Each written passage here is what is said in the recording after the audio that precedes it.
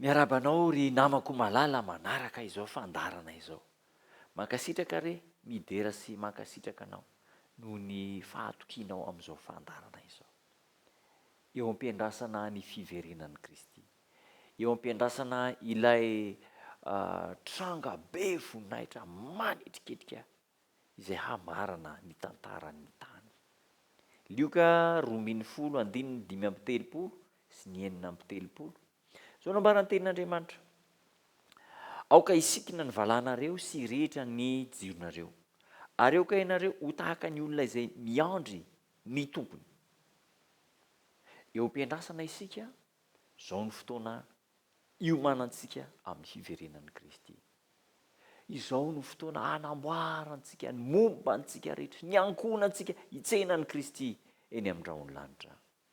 Tsy hovonina eo na aminy ao anatin'ny fotoana fohy isika. Tsy ampy hanamboarana, hamolavilanantsika ny fotoana fohy eo amin'ny fiomanana hitsenan'i Kristy. Tsy ao anatin'ny drafitr'Andriamanitra mihitsy zany ity hoe tahitaitra sy ny maimaika ity. Fa ny an'Andriamanitra mila mipetrapetraka.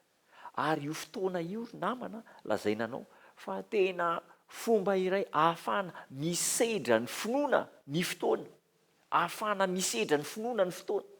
Aoka zany hitandrina isika rehefa misy toe zavatra maimaika kely, atovy aingany ity, maimaika mila an'izao zay.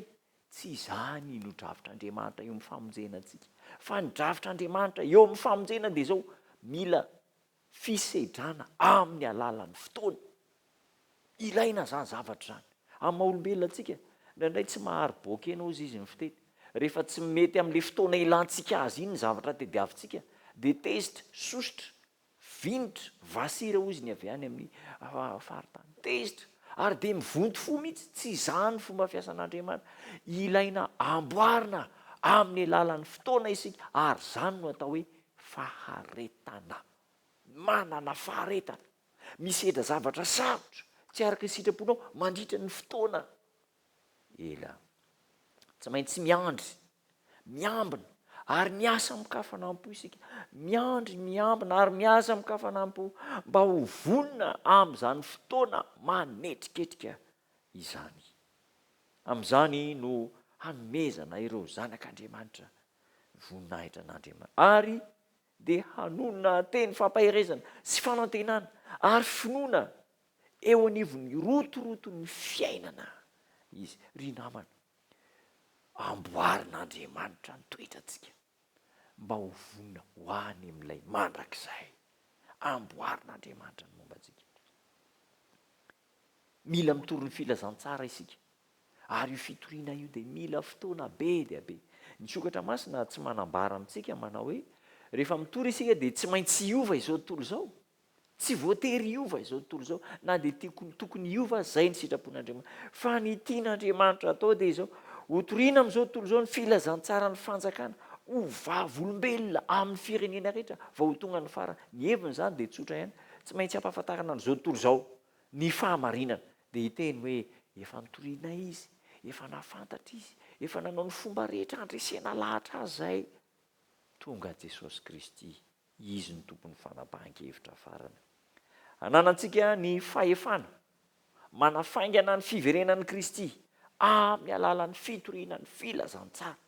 Nisy teolojiana nanao kajy hoe raha ny olona anankiray mandresy lahatra olona anankiray ray isa-taona, anara-dian'i Kristy.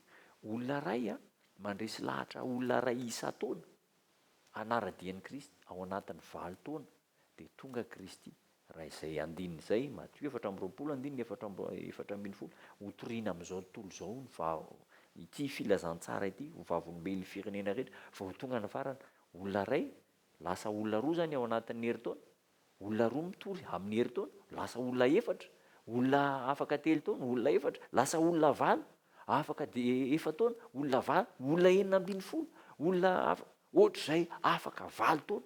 Dia ho avy Kristy. Ary rehefa jerena tokoa dia izao, isika olombelona misioneran'Andriamanitra no mametra ny fotoana hiverenan'i Kristy. raha maika isika eona amin'i Kristy, inona no tokony ataontsika?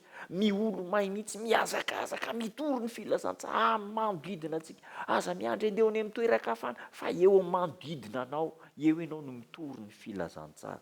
Eo am-piandrasana any Kristy, miambina, mivavaka, mitory ny filazantsara. Mova isika tsy hanoina, tsy hanaiky ny antson'Andriamanitra.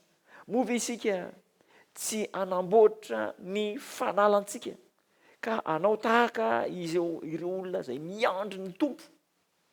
Ry namako, mampieritreritra ny hafatra, mila mandray fanapahan-kevitra eo am-piandrasana, mila mitory ny filazantsara isika. Tanterao zany noho ny fanampian'Andriamanitra anao, fa ho hitanao sady hanomana anao no hanomana ny hafa hitsena ny tompo. Te hivavaka isika.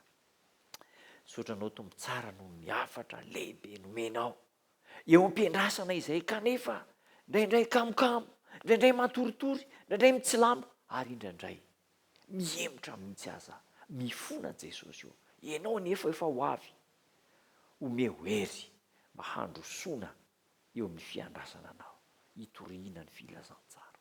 Amin'ny anaranao Jesosy Kristy, ilay ho avy tsy ho ela, no angatahana sy hanonana hitenenana n'izany vavaka izany. Amen.